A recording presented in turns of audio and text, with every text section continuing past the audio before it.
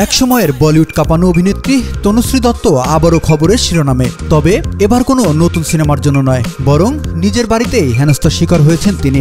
সম্প্রতি সোশ্যাল মিডিয়ায় একটি ভিডিও পোস্ট করে কান্নায় ভেঙে পড়েছেন এই অভিনেত্রী, যেখানে তাকে ভক্তদের কাছে সাহায্য চাইতে দেখা গেছে। আশিক বানায় আপনি, গুড বয় ব্যাড বয় এর মতো ছবিতে ইমরান হাশমির বিপরীতে অভিনয় করে দর্শক হৃদয়ে জায়গা করে নিয়েছিলেন তনুশ্রী। 2018 সালে অভিনেতা নানা পাটেকরের বিরুদ্ধে যৌন হেনস্থার অভিযোগ এনে আলোচনায় এসেছিলেন তিনি। এবার নিজ বাড়িতেই এমন ঘটনার শিকার হয়ে রীতিমতো বিপর্যস্ত হয়ে পড়ছেন এই তারকা। ভিডিওতে কাঁদতে কাঁদতে তনুশ্রী বলছেন, নিজের বাড়িতে আমি নির্যাতিত, আমি প্রতিনিয়ত হেনস্থার শিকার হচ্ছি, হতাশায় ভুগছি, বাধ্য হয়েই পুলিশে ফোন করেছি, আমাকে থানায় গিয়ে লিখিত অভিযোগ দায়ের করতে বলা হয়েছে। সত্যি বলতে আমার শরীরও একদম ভালো নেই।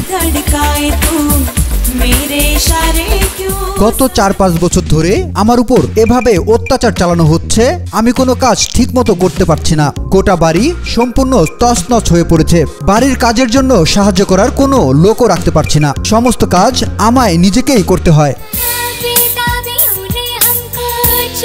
শুধু বাড়ির ভেতরেই নয়, তনুশ্রী আরও জানান যে তার বাড়ির বাইরেও নাকি লোকজন এসে নানা খারাপ মন্তব্য করে যাচ্ছে।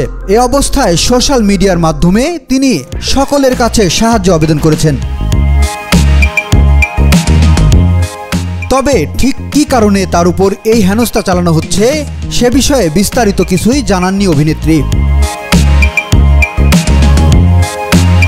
তনুশ্রীর এমন কঠিন সময়ে তার ভক্তরা তাকে মানসিকভাবে শক্ত থাকার অনুরোধ জানিয়েছেন। বিপ্লব সরকার, এশিয়ান টেলিভিশন।